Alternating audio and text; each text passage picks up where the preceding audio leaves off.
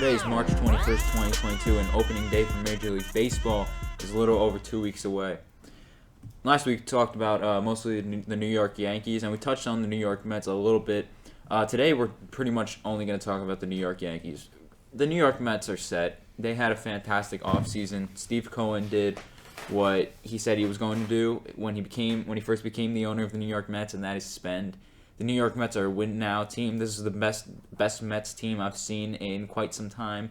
You know, I'd make the argument. I think Mets fans, I don't think it's a fair argument to have because that 2015 Mets team was more of a, overall they did it with chemistry. They did it with pitching mostly.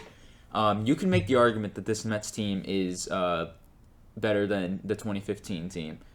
This is a great team that they're putting out on the field, but the thing is they're investing so much into this season. They have a lot of guys who are getting older, a lot of 2-year deals that they're signing guys to, a lot of trades that they've made.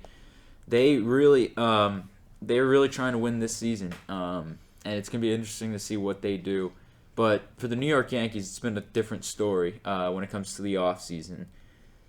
Last week we talked about that trade they made with Minnesota, and I'm going to talk a little bit about Minnesota today because they did something pretty big on Friday evening, or Saturday morning. It was 12 a.m. Saturday.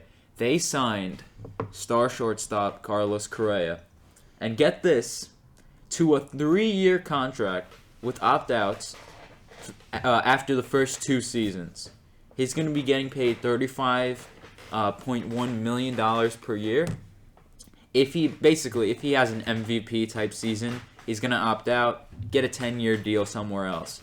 If he gets hurt this season or is overall, underwhelming, he'll get, he has insurance for next season. We'll get paid $35.1 million a year for next year. And then if it happens again, he's got the next year after that. This is such a good signing for the Twins.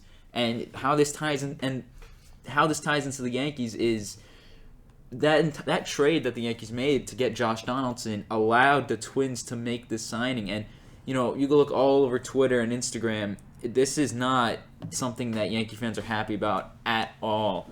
And I think I'm one of those Yankee fans who is a little angry. First and foremost, I just want to say that I'm going to give it time. I'm going to be patient because I want to see entirely what Brian Cashman's mindset is in all of this. A lot of people are jumping to the conclusion that he's stupid, he's a bad GM, he has to be fired. Look, I get, in sports you generally, when you don't win a championship in a decade, right, it doesn't matter what team you are, you're like a manager, basically. I mean, you literally are a manager, you're the general manager, but you're like an Aaron Boone manager, like a player manager. If you don't win, it doesn't matter if it's the players on the field who aren't producing, you're the one who's responsible for it. And as the general manager, that's even more so. With that being said, I still think Brian Cashman's a good GM. I don't think us Yankee fans know what a bad GM is. I'll tell you who's a bad GM. And actually, I don't know if this is entirely on the GM, but it's more of the owner. How about the Colorado Rockies? The Colorado Rockies signing Chris Bryant to a 7-year contract the other day. I mean, this comes, I think, a little more than a year, over a year after trading Nolan Arenado to the Cardinals and paying the Cardinals $50 million to take on that contract when the whole reason you traded Arenado in the first place was to relieve your team of salary. And, you could bring in the fact that the argument that maybe Arenado wanted to win, but he also then came out and said that he liked Colorado and he loved that organization because they did everything for him and that he was probably willing to stay. He definitely was willing to stay. Chris Bryant is not a better player than Nolan Arenado, and he's probably not even worth the contract that he's getting. I don't understand this deal at all from the Colorado Rockies standpoint. They're a bad team. They just extended Ryan McMahon a couple hours ago. I mean, that kind of makes sense. He's a young player, actually had a decent season last year as a first baseman for them, a young player. That's kind of the move that you make. That's the type of investment you make. How about keeping the young players that you have now and giving them extensions? I don't understand bringing in a veteran like Chris Bryant. Sure, he's probably going to hit like 30 home runs over there, have a solid season, but it doesn't really make sense considering they're not going to win. Well, one thing I got to ask is that, I'm sure you're going to get into this in a couple minutes, but did Trevor Story want out of Colorado? He actually did. At the trade deadline, he wanted out of Colorado. He wanted to win. He wanted to go to either Houston or the Yankees or any team that was going to help him win. So in that case, it's not that bad considering that you didn't sign Trevor Story if you already wanted out. But how do you sign Chris Bryant when you already had Nolan Arenado and you paid $50 million? He didn't seem like he wanted to leave. I mean, we've talked before about how the Colorado Rockies have not been a good baseball team, and this is really a large reason why. I mean, I appreciate the notion of trying to be competitive still and getting Chris Bryant, but just from a baseball standpoint, I don't get why you would not keep Arenado and instead go for Chris Bryant. I mean, he's still a solid player. Don't get me wrong. But his best days are behind him for sure. He did pretty well for San Francisco when he got traded there, but in the second half of last year. But I just don't see the move, and especially for that much money, and considering how long it's going to be for, I just don't see it. Yeah, and getting back to the Story thing, at that point, what you do as the Rockies, you just give up. You rebuild. I mean, it's simple. I don't understand this idea of I appreciate, like you said, I appreciate trying to be competitive, but you're not going to win. The San Francisco Giants are so good. The Dodgers are unbelievable. The Padres are still there, even though Tatis got hurt. And we'll get to the Padres in a second because they did something that relates to the Yankees as well.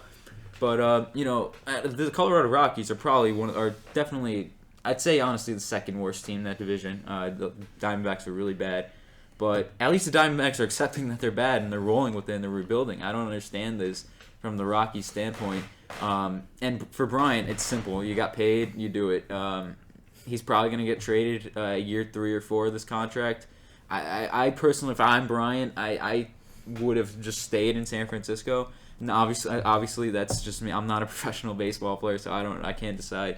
And I get it, when you're getting that much money, sure. And but he also won that World Series ring already, so he did. it's not that much of a motivation right now to necessarily win. I mean, he already did it. Yeah, so at this point, get the big money, right? But he seemed like he was happy in San Francisco.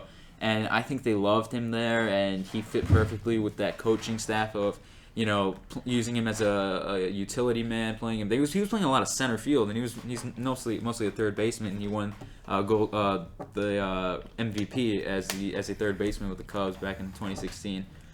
Chris Bryant, I mean, kind of a forgotten superstar, and he was still on the Cubs. Now he's going to Colorado. Where he's probably going to become a little more irrelevant, but at least he's getting his money, so I'm sure he's happy, and I wish him well. He's a great player. I like Chris Bryant. But getting back to the New York Yankees, and actually I'm going to bring up Trevor Story, because Trevor Story signed a 6-year contract with the Boston Red Sox. That's right, the rival Red Sox just added a big-time bat to their lineup. He is actually going to be playing second base for the Red Sox, and when you look at this Red Sox lineup, it is insane. You can look all over the infield, and that infield is unbelievable. You have Devers at third, Bogarts at short, Story now at second, and your first baseman is actually one of the worst players on your team. It's Bobby Dalbec, who hit 30 home runs last year. That's pretty solid for a first baseman. And they also, not to mention, have the second best, the second most highly touted prospect in Major League Baseball, according to MLB.com. Just a few weeks ago, they ranked them again. Tristan Casas. I always thought it was pronounced Casas, but apparently people were saying Casas. Tristan Casas, top number 1 first base prospect in all of baseball. They have him. He was in the Olympics for the USA. He shined in the Olympics, so the future is looking bright for the Red Sox. They were interested in Freeman, who signed a 6-year contract with the Dodgers, which, by the way, crazy.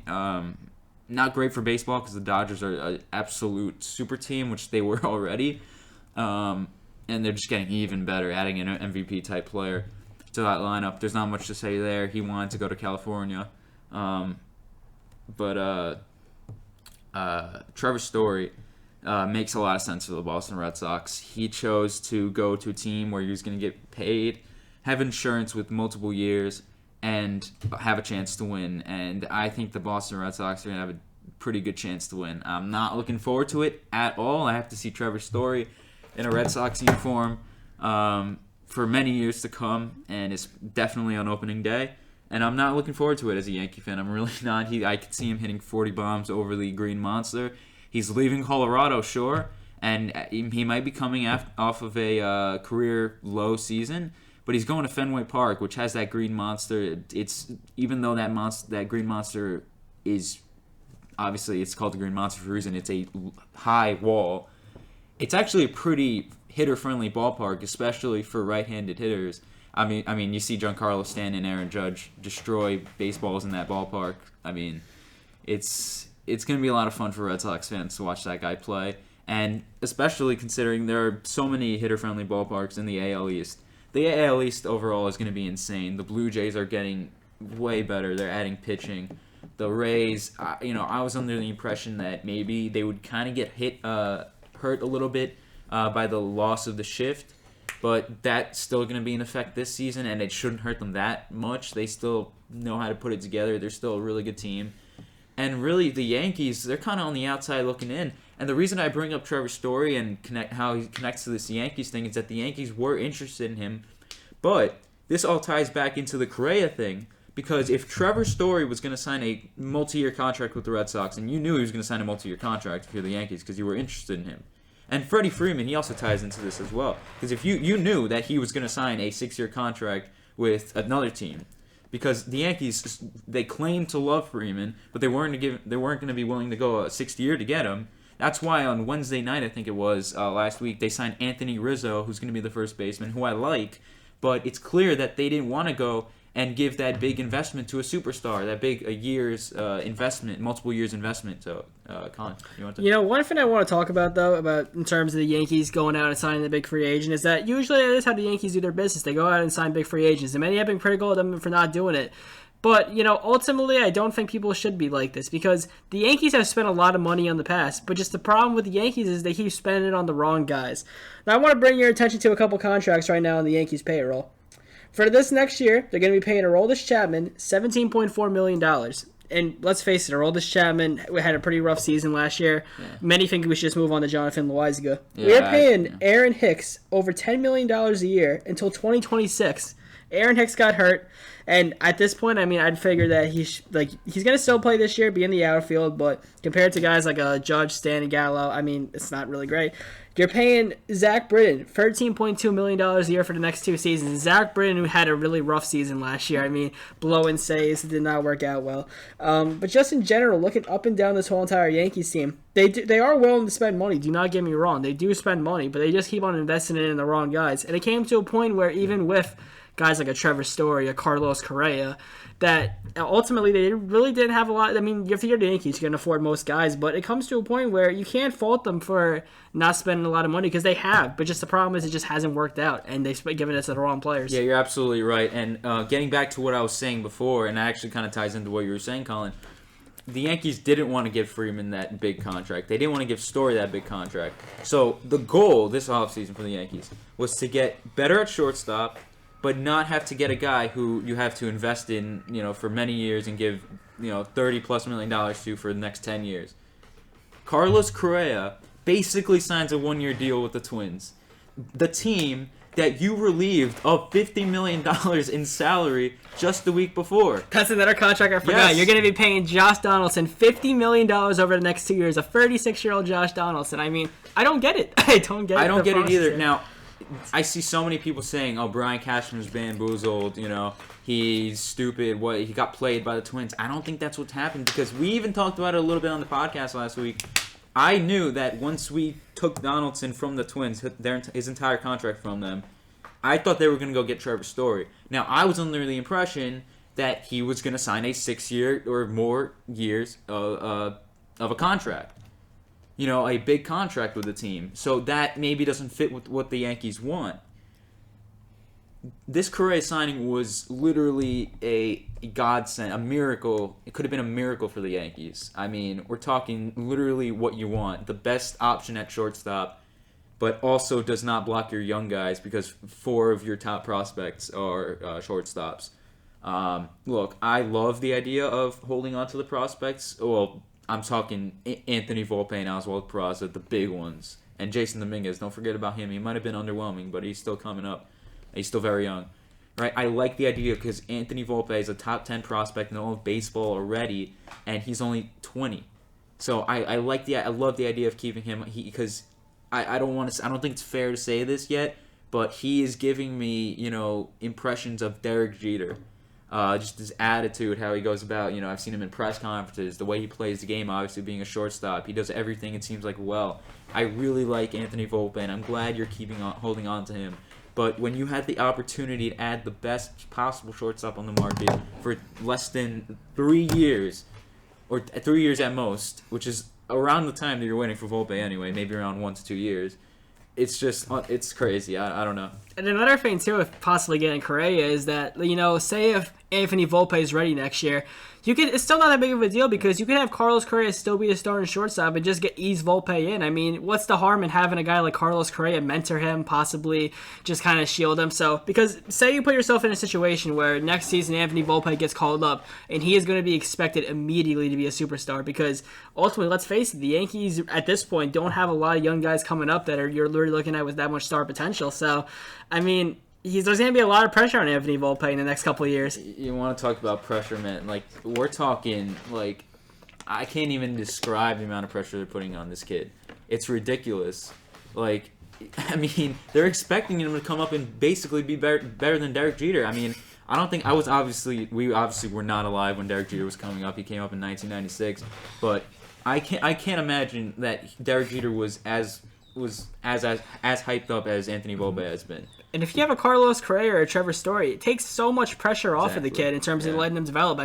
If you're just there, maybe starting every other day or once every 3 days at shortstop behind Correa, that's a pretty healthy way to bring up a young player. You see exactly. I'm going to bring up Wander Franco with the Rays. The Rays have a very good roster, a very good team, and Wander Franco is kind of able to ease himself in. He was struggling, but it wasn't that big of a deal because the Rays were still winning. But the Yankees, a lot of players are getting old, and he's going to be expected to produce immediately. And we'll see how it works. We'll see if he really can stand up to it. The Rays had a young, talented shortstop in Wander Franco. Wander Franco now, but what's his name? Willie Adames, who's now on the Milwaukee Brewers. They were willing to trade Willie Adames. They could have had him for another year, but no, they kept him. A lot of fans were calling for Wander Franco to get called up earlier. The Rays kept him down in AAA, let him develop longer, gave Willie Adames some more time with the Rays. Then, when they thought Wander Franco was ready, they traded Willie Adames to the Brewers. It might have hurt because Willie Adames was great for the Brewers, but Wander Franco comes up and he has this crazy on-base streak for 2 months where I think he was reaching Mickey Mantle's rookie numbers in terms of on-base, and they signed him to a crazy extension now just a few months ago. That's how you develop a shortstop. That's how you develop a player. And he looks like he's going to be the best shortstop in baseball. I'll give him about 2-3 years. Maybe even a little less than that. Who knows? He is an unbelievable talent being a switch hitter. Anthony Volpe, I'm so excited to watch this kid play. But it's crazy the amount of pressure they're putting on him. And, hey, if he comes up and performs, then that further speaks of his, who he is as a person, being willing to take that pressure. It's already hard enough coming up as the shortstop of the New York Yankees and being, talked about nonstop by people. And especially when you got Hal Steinbrenner, the owner of the New York Yankees, or part owner, or whatever he is, coming out and mentioning you as the reason he didn't spend big money on a shortstop, basically. Right? He brought up, Hal Steinbrenner brought up, COVID as that COVID hurt the Yankees. Are you serious? Are you seriously bringing up COVID when you had last year with fans in the stands, and when you have people who not only lost their lives but lost everything they had? Staying alive but lost everything they had. A lot of people are living on the streets now because of COVID. And you're gonna complain about money when you're living lavish in a mansion and you own the richest franchise in sports worth billions of dollars. Are you seriously bringing up the COVID pandemic as a reason that you're not spending money on Steve Cohen levels? Look, I get you're spending a lot of money, and I'm not complaining. I'm not saying, look, I'm so happy to watch the Yankees this season, right? But come on, this is ridiculous. Bring up COVID. At least be straight and honest that you think what you added is good enough, right? You're spending the money, and that's the thing with Brian Cashman is he hasn't come out and he hasn't come out. He did a week ago actually. Thinking about it now, mentioning why he likes the trade. But I'm trying to figure out why they didn't go get Carlos Correa, because even if you have Isaiah Kiner-Falefa as well, you could have still fit Correa on that team. But Hal Steinbrenner also not only putting pressure on Anthony Volpe about having the audacity to bring up the pandemic as a reason that he, because he was being compared. People were in that press conference were bringing up Steve Cohen, and are you nervous that Steve Cohen is maybe one-upping you in terms of spending? And he basically brought up COVID as the reason that he, basically saying that COVID is the reason the Yankees hadn't gotten Correa at that point. And also bringing up Volpe, that's just very unfair to do as the owner of the Yankees. Look, I don't think much blame could go on Hal Steinbrenner. He's spending his money, but I don't understand those excuses. It's not a great look. Look, I'll look on the optimistic, the positive side of things, right? Isaiah Kiner-Falefa was a nice player. If he were on the Yankees last year, he would have had the most hits on the team. 271 average, I think around 20 steals, fantastic glove, can play multiple positions, including catcher. If necessary, you can play catcher. It's a great signing. It's a great trade for the Yankees. It's not Carlos Correa, but it's a nice signing. It's going to help the Yankees. It brings the Yankees what they need, which is speed and defense and contact. Donaldson, this one's kind of a question mark because he is getting older and his contract is ginormous, but he is a better player than Gio Urshela. The WAR stat proves that. WAR is a pretty important stat. It shows that it's odd that, we watch Gio Urshela a lot and, we see him making these insane plays. According to WAR, Josh Donaldson's a better defensive player than Gio Urshela. And also according to WAR, Gio Urshela is apparently not that valuable, which is kind of odd because I thought he was a nice player. But hey, it's a stat that a lot of people look at, and it definitely tells you something about how valuable a player is. And in a bad year, Josh Donaldson hitting 20 home runs, more than 20 home runs. Still playing, he could still pick it at third base, right? He's a good player, and I'm excited to see what he could bring to the table with also some energy as well. Could be a leader of the clubhouse. It's a nice trade for the Yankees, but it doesn't make much sense when that meant you didn't get Carlos Correa, and it's not to mention you could have made this trade and also signed Carlos Correa. That's the part that kind of confuses me. You could have had that. Yes, that would have caused a bit of a dilemma of who's going to play in the infield, who's not going to play. You would have had then two infielders who are going to have pretty much no starting job. But that creates a good problem. Imagine having Josh Donaldson at third, Correa at short. You figure maybe whoever has the better spring between Kiner-Falefa and LeMahieu could start at second. Rizzo starts at first. And you have Gleyber Torres pretty much as a trade piece for one of the players on Oakland, either Sean Murphy or a pitcher, Frankie Montas or Sean Manaea. So that could have created a great problem for the New York Yankees. And look, I'm glad that they're identifying what the main problem was for last year is that the defense was poor for the most part, especially in the infield. Base running was a problem. That is one thing that adding good runners will do. It will improve your team a lot. We saw last year the Yankees made some boneheaded base running decisions. They're adding a veteran in Josh Donaldson. I'm sure he knows how to run a base, right? Him being 36-year-old former MVP, right? I'm sure he knows how to run a base. Obviously, Isaiah Kiner-Falefa being speedy. They're fixing the base running mistakes. They're fixing defense. They're adding more contact. They're adding more energy. It's helping the Yankees, and those aren't the only signings they made. They made some interesting minor league signings, adding guys such as Ender Inciarte and Marwin Gonzalez, adding some versatility and athleticism to the team. Hey, it's kind of interesting, and as a Yankee fan, I'm going into the season, and I think I said this back in October when they lost the wild card game. I kind of knew as the only way that they are 100% absolutely serious about winning the World Series is if they go out and get Correa and or Olsen. But I'm not going to, as angry as it can get, right, seeing that they're spending money but not on the right guys. I'm excited for the season, and I'm going in, with an open mind of there's, understanding the possibility of they're probably not going to compete for a title. It might even be tough for them to compete for the playoffs. But at the same time, this is a good team, folks, okay? This is a good team. you have to hope that Giancarlo Stanton and Aaron Judge stay healthy. And that's another thing with this team is that a lot of it is hope, right? You got to hope that Judge and Stanton can stay healthy. You got to hope Cole can be healthy and LeMahieu and that he can be who he was prior to 2021. You don't want 2021 LeMahieu. You got to hope Joey Gallo can be this. I mean, Joey Gallo, at least batting in the 220s, hopefully hitting around 30 home runs. A full season of Joey Gallo with his defense.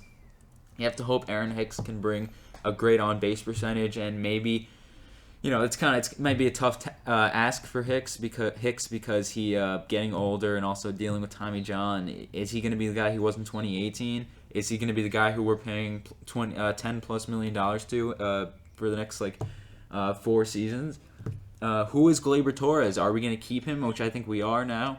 The trade market, the rumors about the Yankees making a trade for a pitcher have kind of calmed down recently. Although the Yankees are a quiet monster, when Brian Cashman tends to make his trades when there's no tension on him.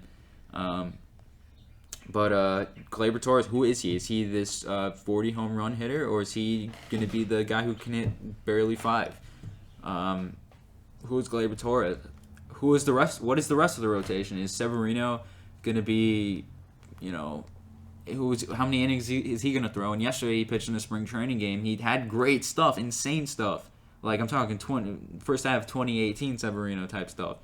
But he had a lot of trouble with location. And, he's got a couple more games in spring training to work on that, but that's something to watch out for. Nestor Cortez and Jameson Taillon had nice outings in their spring training games today. They're going to be huge for the rotation. Jordan Montgomery is as well. He also apparently lost a lot of weight, which is good. It shows he's working out and getting better. He was already really solid before. So the bullpen was great. Are they going to continue what they did last year? Hopefully they don't blow many games. And my, one thing I'm looking forward to, or one thing I'm, paying attention to, is that if Aroldis Chapman struggles in the first half of the season, or the first couple games, I would say, and he blows a couple saves to start the year, you kind of you got to give Jonathan Loaiza the closer job. Anthony Rizzo, is he going to be, who is he going to be in a full season? I'm excited to watch Rizzo again. I love Rizzo. I'm so happy I get to see him again. I really like Rizzo. And is he going to provide more contact to this lineup? I think he will. And it's going to be nice to see him play with the Yankees for a full year. So I'm excited to watch this team. There's a lot of good things happening. It's a good team. It's a really good team. And they fixed a lot of problems that they had last year. They're definitely a better team, I believe. There are people who don't think we're a better team now. I mean, you're talking. We had Jay Bruce starting at first base to start the year, and while something similar that could happen, right? You could have a minor leaguer playing first base if Rizzo gets hurt, but Rizzo tends to stay healthy.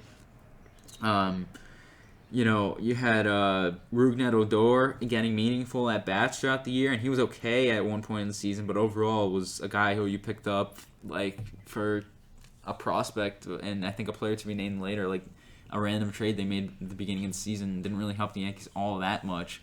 Wasn't that good.